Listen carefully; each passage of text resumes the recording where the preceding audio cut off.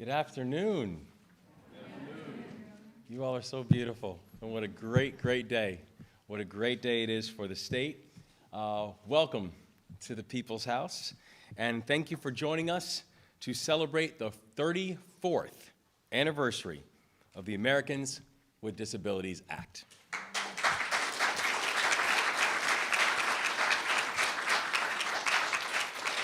So I want to start by saying we could not be in a more appropriate place than here to be able to celebrate this absolutely monumental act that fundamentally made us better as a state and fundamentally made us better as a country. Because the Maryland State House was once the capital of the United States of America. I don't know if y'all knew that. It's a true story. In fact, this is the only state capital that used to be a U.S. capital as well. And the capital, when this was the capital of the United States, there's also a couple of things to remember about where Maryland was at that moment. Because, yes, this was the capital of the United States of America. It was also the capital at a time when women couldn't vote. It was also the capital at a time when African Americans were enslaved. It was also our capital at a time when people with disabilities were forced into the margins of society, forced to hide for something that they couldn't control, forced to hide for something that they should never be ashamed of. That's when this was the U.S. Capitol. But today, we're back here in this historic town, in this historic building. People of different backgrounds, people of different genders, people of different ethnicities, people of different abilities and histories. And our collective presence here today, every single beautiful one of you, it proves that while progress is not preordained and progress is not inevitable, progress in this state, in this country, is absolutely possible.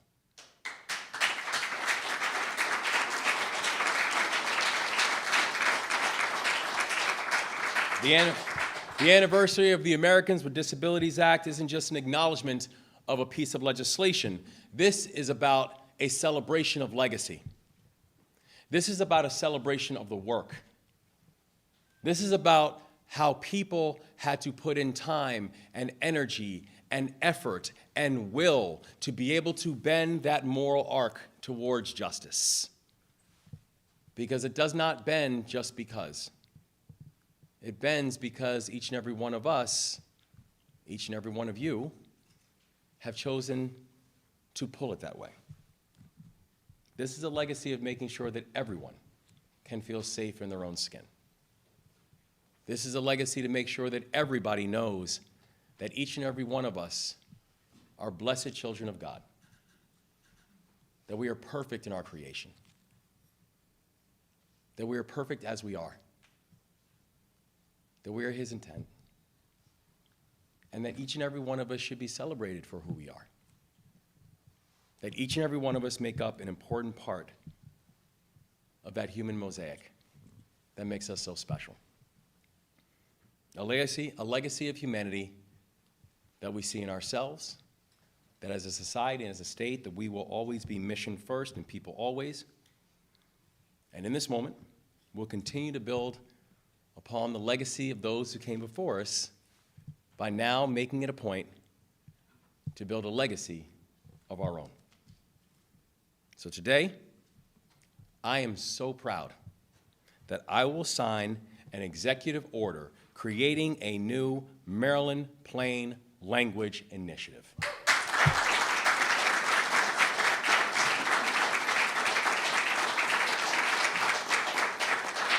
And this executive order is based on a simple idea. And the simple idea is this: it should not be so difficult for Marylanders to access the programs and services that they need and the programs and services that they deserve. Now, I'm not just talking about Marylanders with disabilities. I'm talking about all Marylanders. I'm talking about making sure that we can have a society that sees all of us, and a society that's built for all of us.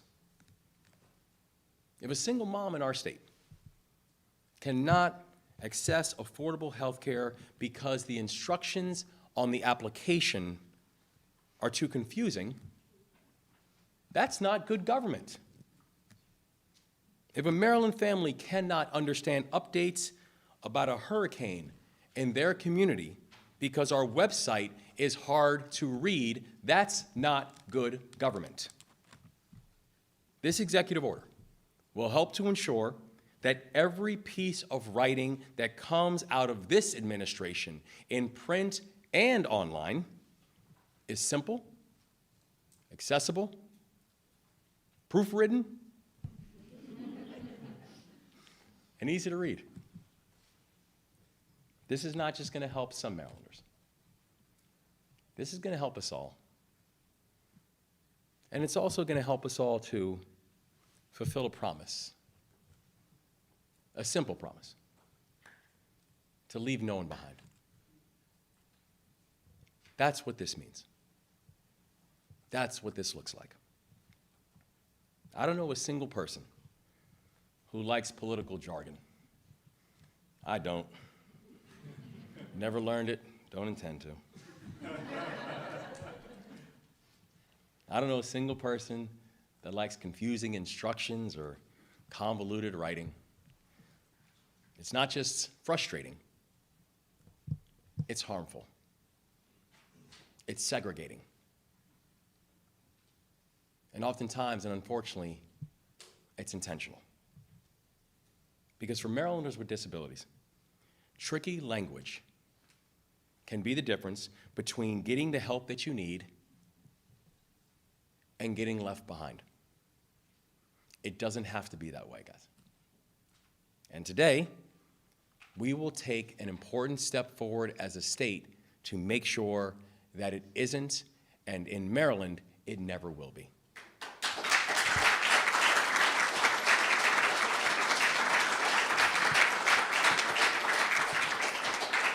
So one of the things and one of the themes that people probably start noticing about the Moore-Miller administration is we do everything together. We work together, celebrate together, we make progress together. And everything becomes an all of government and all of society approach. And I want to be very clear that we could not be here if it were not for every single member of this administration and every single member of this team. I especially want to give a shout out and highlight our fantastic Lieutenant Governor Aruna Miller.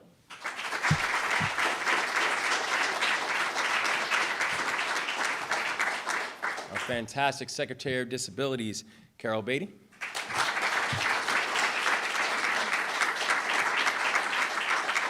Our fantastic Secretary of Information Technology, Katie Savage.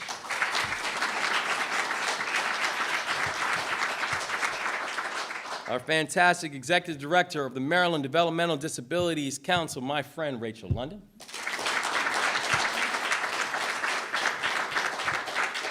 And the Chair of the Maryland Developmental Disabilities Council, Dee Sapp.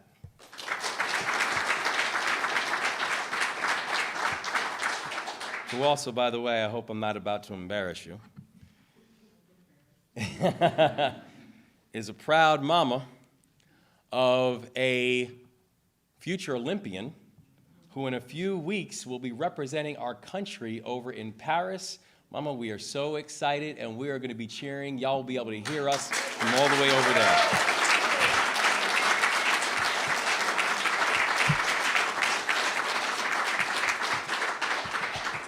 I also want to thank all of the activists, all of the advocates, all the grassroots champions, everybody who made today happen, because change does not just happen, it is made to happen. And there are so many people here who have their fingerprints all over this change. and have been working on this for years. People like Megan Jones.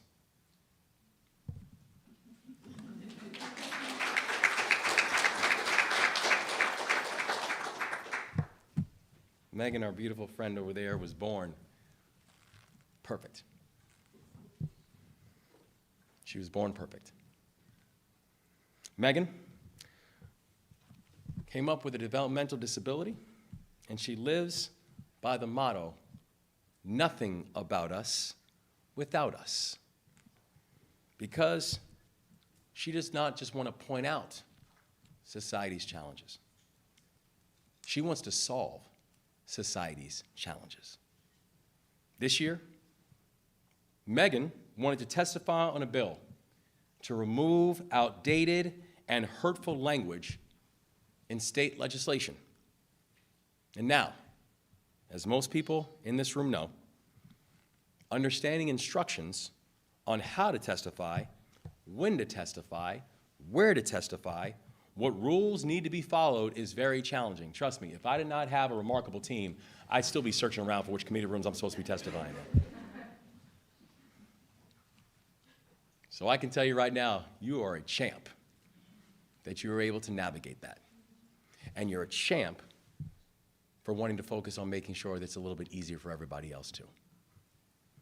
So Megan studied the Plain Language Testimony Guide that was created by the Developmental Disabilities Council in order to help her prepare.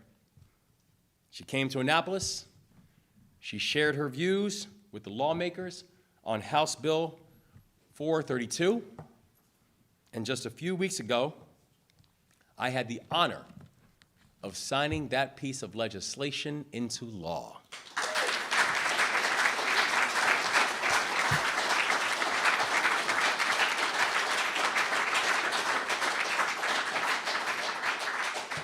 Megan, you are a superstar. And you are someone who, when the story of this state is written, your name will be in lights.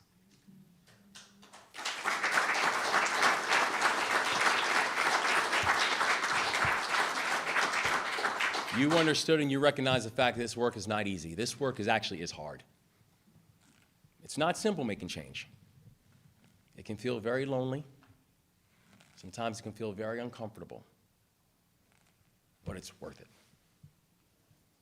For you and so many others out here who made today happen, you are so necessary. You are so important. You're so loved. And we as a state, we're all so grateful. Because I speak on behalf of almost 6.5 million people when I say, thank you for making sure that we leave no one behind. And so, in honor of this moment and in honor of this action, I would like to present a proclamation to Secretary Beatty and the Department of Disabilities marking the 34th anniversary of the enactment of the Americans with Disabilities Act. And I'd like to do so with a deep sense of appreciation to you and your team, Secretary Savage and your team, to everybody in this room for all that you do to make us better. If the Lieutenant Governor would please join me, and also Secretary Savage, Secretary Beatty as well.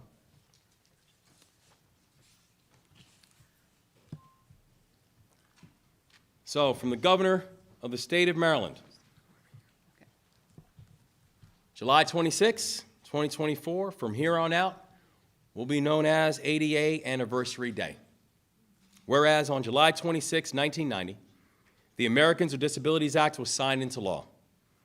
And whereas the Americans with Disabilities Act was landmark legislation to protect the civil rights of individuals with disabilities and ensure the same basic freedoms: independence, equal access, freedom of choice, and inclusion are guaranteed for those with disabilities as to every other citizen.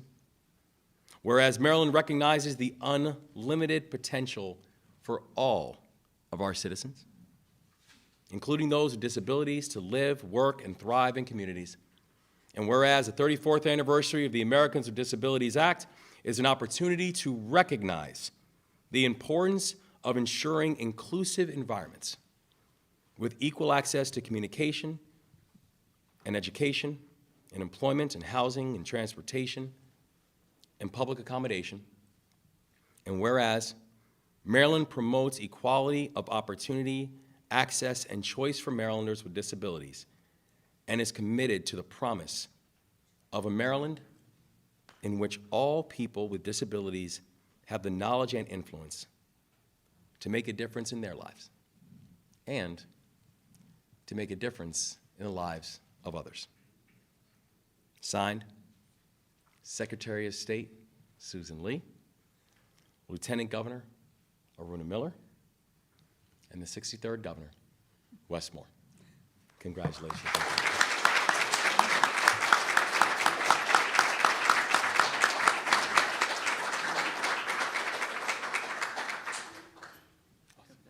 Should we slide them?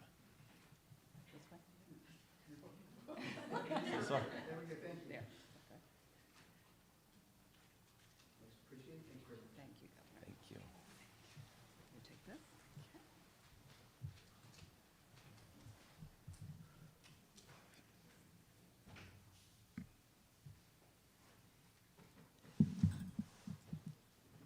So good afternoon, everyone. I just want to thank everybody that's here, including all the advocates, members of the Moore-Miller administration, and to our remarkable ASL providers. Now, I wanted to follow up a little bit about what the governor said, right? He shared a little history about the state capitol, that it was once the U.S. capitol. Well, Governor, I learned something a little bit recently. Look, the governor and I get to travel all across the state, and we meet all sorts of incredible people. And what I learned most recently is in Harford County, did you know that Haverty Grace was going to be the capital of the United States? They lost by 1 vote in Congress. And so I said to the mayor, I said, Mayor, you need to have a motto that says, every vote counts. I don't know if he appreciated my humor, but there's a factoid as well regarding the great state of Maryland. So on July 26, 1990, Congress passed the American with Disabilities Act, one of the most significant pieces of civil rights legislation. This landmark law prohibits discrimination against people with disability in various aspects of life, including employment, public accommodations, access to government programs, and transportation. As a transportation engineer, I dedicated a significant portion of my career to enhance accessible transportation for Marylanders. This included installing wheelchair and access ramps, ensuring sidewalks were wide enough for safe passage of wheelchairs, and designing traffic signals to accommodate people with visual or hearing impairments. But we know that the road to progress is always under construction.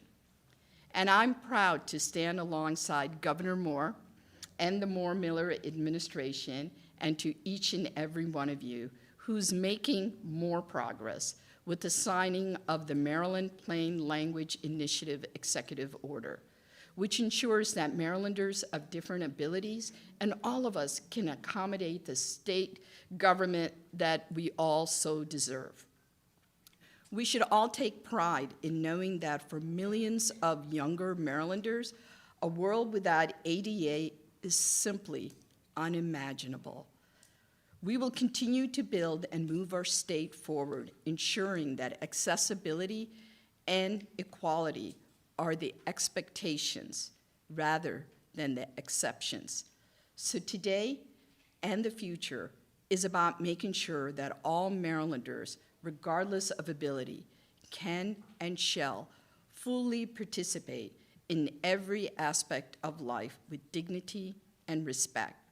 And Megan, I want to thank you for what you did. At some point, if you can give the governor and me the cliff notes on how to, testify for bills, that would be greatly appreciated, okay? But again, thank you for your advocacy and what you did and exactly what the governor said.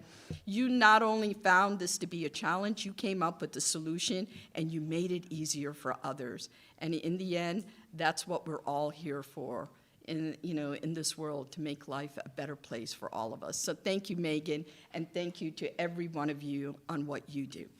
Thank you. And now, and now it's my great pleasure to bring up to the podium a great leader who's been fighting and been a champion for those with disabilities, Secretary Carol Beatty.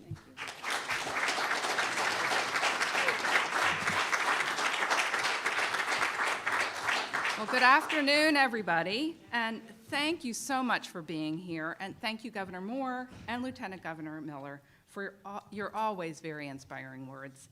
Maryland is a state, and ours is an administration that believes in ensuring the inclusion of all Marylanders, including those with disabilities, in all that our state and our communities offer.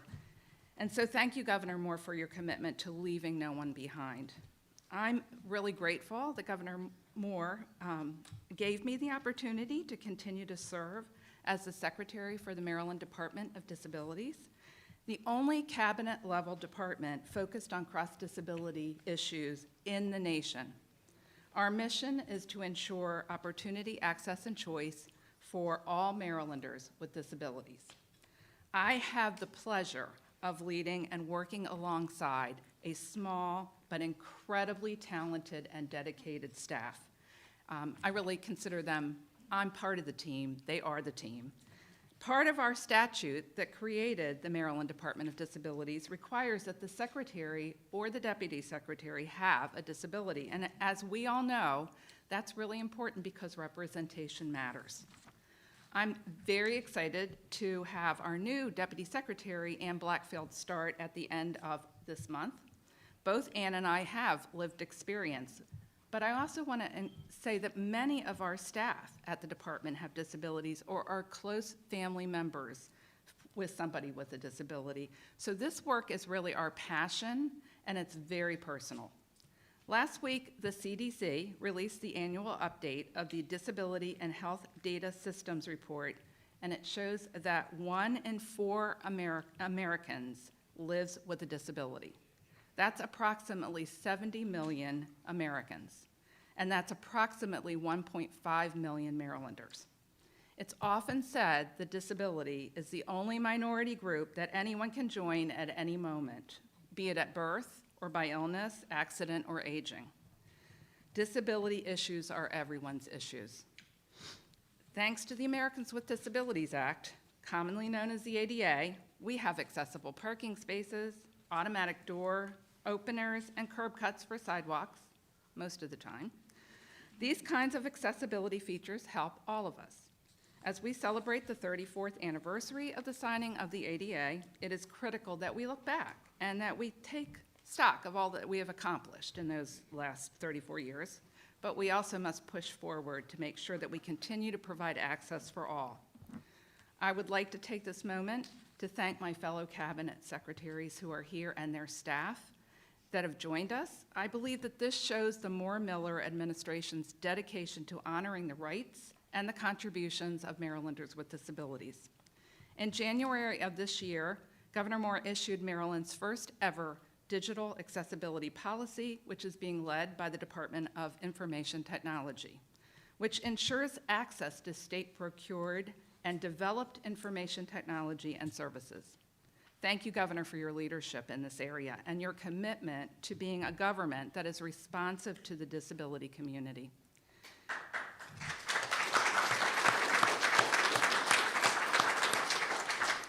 MDOD's IT accessibility team works with DoIT to test and remediate and retest the state's websites, publications, and apps to ensure compatibility with screen readers and other devices used by people with disabilities. I'd like to thank DoIT's Secretary Katie Savage for her leadership and continued commitment to IT accessibility. She is a visionary leader And she's led successful IT teams in the state and the federal and the local and the nonprofit sectors, and she became a technologist as a means to serve her community.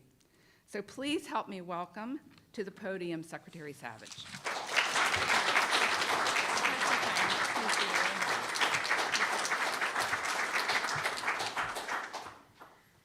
Good afternoon, everyone. I just want to start, thank you, Secretary Beatty, for the kind remarks, and really, I'm so honored to be here with you all today. This is why I got into technology. Technology is a means to an end.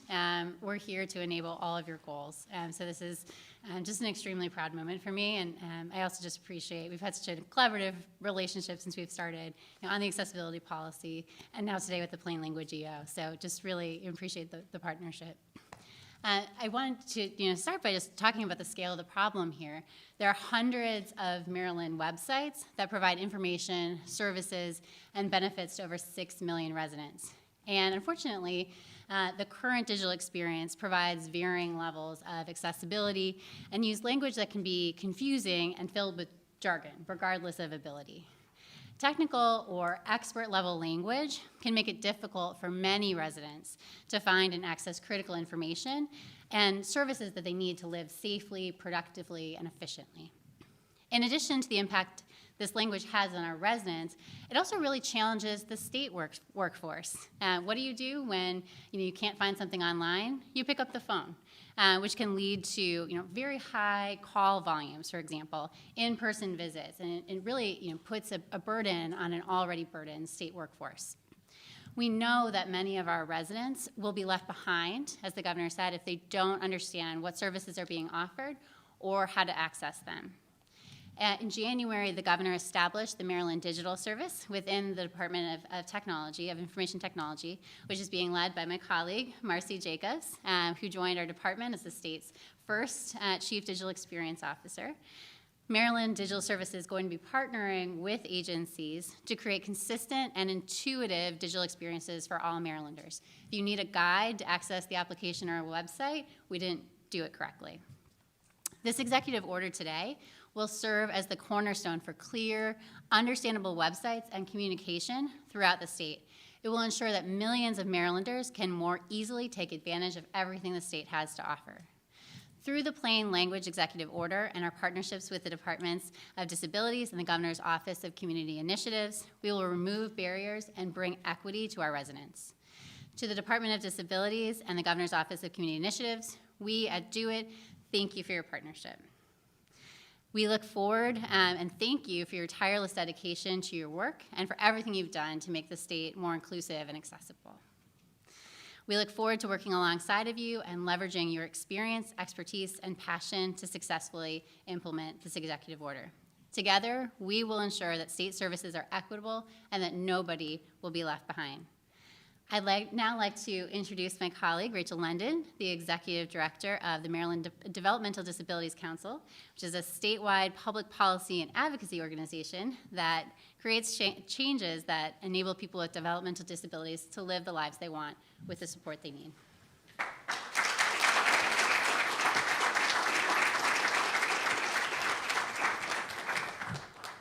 Good afternoon, and greetings from the entire Maryland Developmental Disabilities Council. For those of you that don't know, the council itself is led by people with developmental disabilities and their families. I am thrilled to be here today. Thank you, Governor Moore, for bringing us together. This is a big day for Marylanders. Today, Governor Moore is taking more action to fulfill the promise he made to all of us when he ran for office, to leave no Marylander behind. With this executive order, he is showing his commitment to make Maryland's government more accessible and inclusive for all of us. Governor Moore, thank you. We appreciate your commitment, your leadership, and we're here with you. Speaking of leadership, I want to thank my small but mighty staff and members of the Council's Executive Committee for being here today.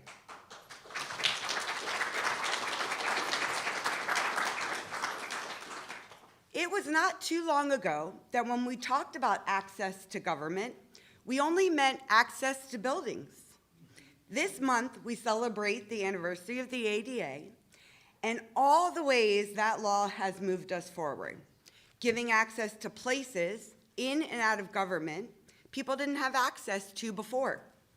Today, Maryland is moving forward even more.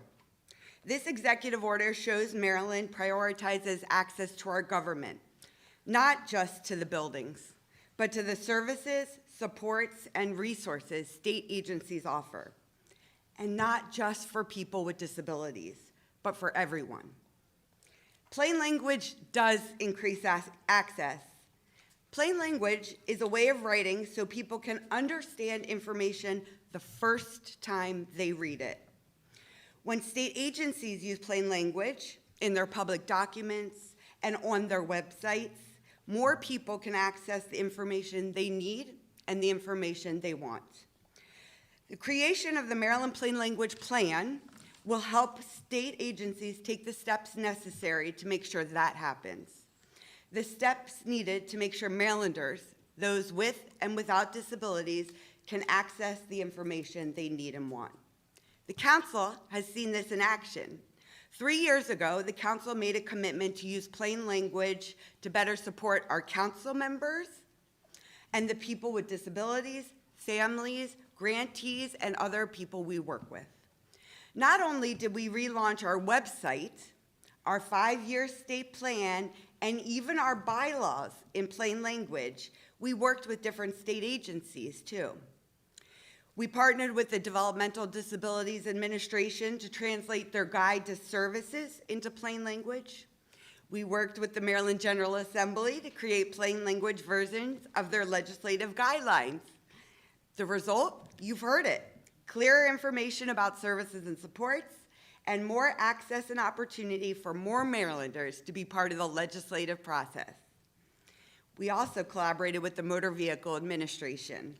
The MVA's driver's manual and learner's permit tests are now in plain language, making it easier for all new drivers to understand the rules of the road. Writing in plain language also makes information easier to translate into other languages. This is what we mean when we say that plain language benefits everyone. In fact, after the manual and tests were written in plain language, the MVA translated them into 9 additional languages, including American Sign Language. Our council chair, Dee Sapp, will go into a little more detail about this in a minute, but we are proud to say that since the plain language tests were rolled out late last year, the MVA has seen a 15% increase in people passing the test.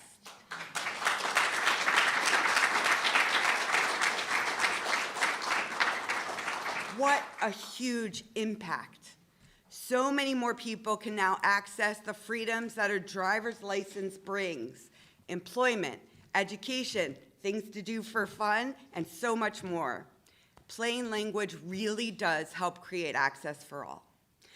Today, Maryland has declared the importance of accessible, inclusive government. We are signaling to communities across Maryland and all across the country that accessible, inclusive government and communities should not be optional.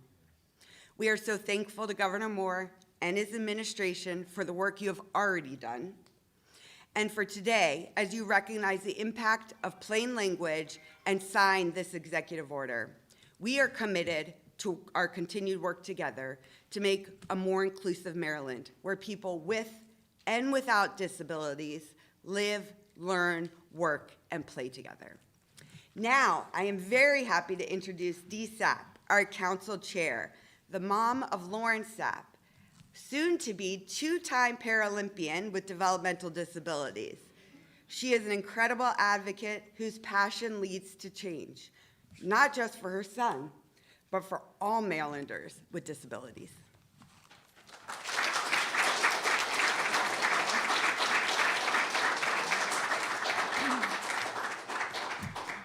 Hi, good afternoon, everyone. One thing that we left off, Megan is actually my vice chair for the Maryland Developmental Disabilities Council, so she really digs into this work. So Rachel gets it from both sides, just so you know. When my son Lawrence was in the 11th grade, he wanted to get his driver's license. I asked that it be added to his IEP as a goal so that he could begin developing the skills needed to successfully complete the license requirements. He graduated from high school in the spring of 2020 when COVID was new to us and the world was open to doing things differently. Virtual learning afforded him the opportunity to attend a driver's education program with an instructor willing to read the test to him in plain language. He passed the written portion of that class the first time with a B average.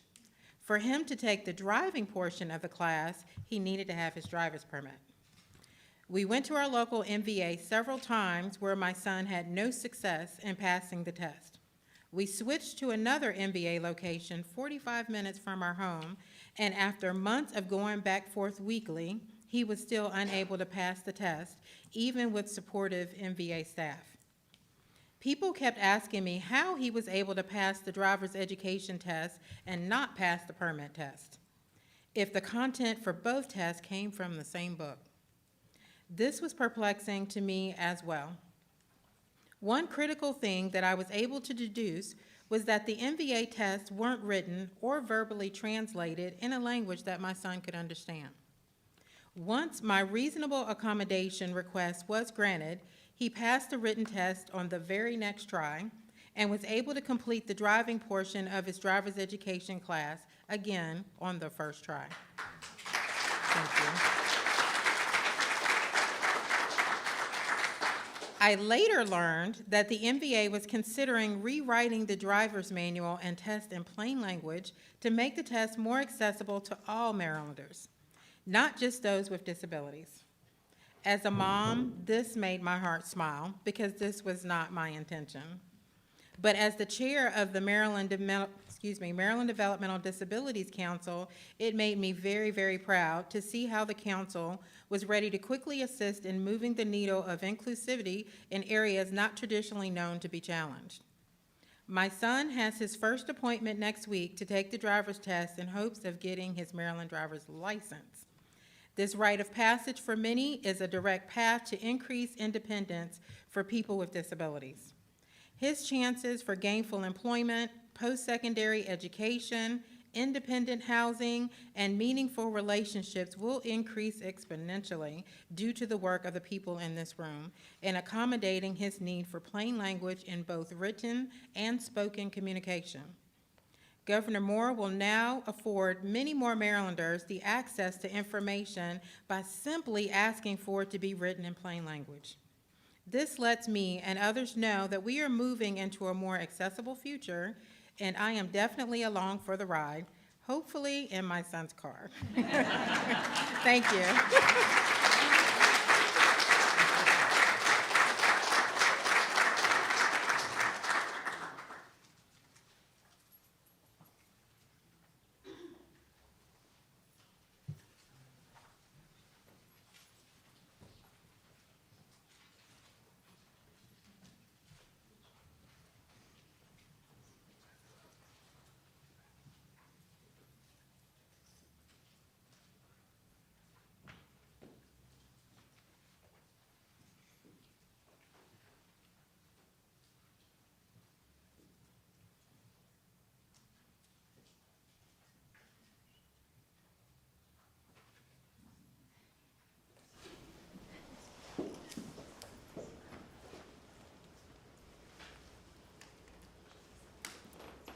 It's done.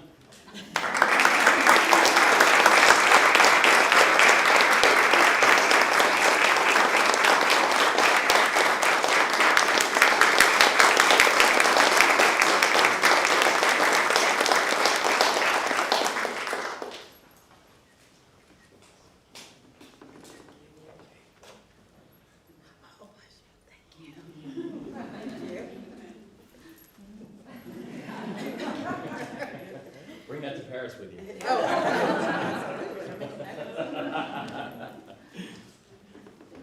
you all. Thank you.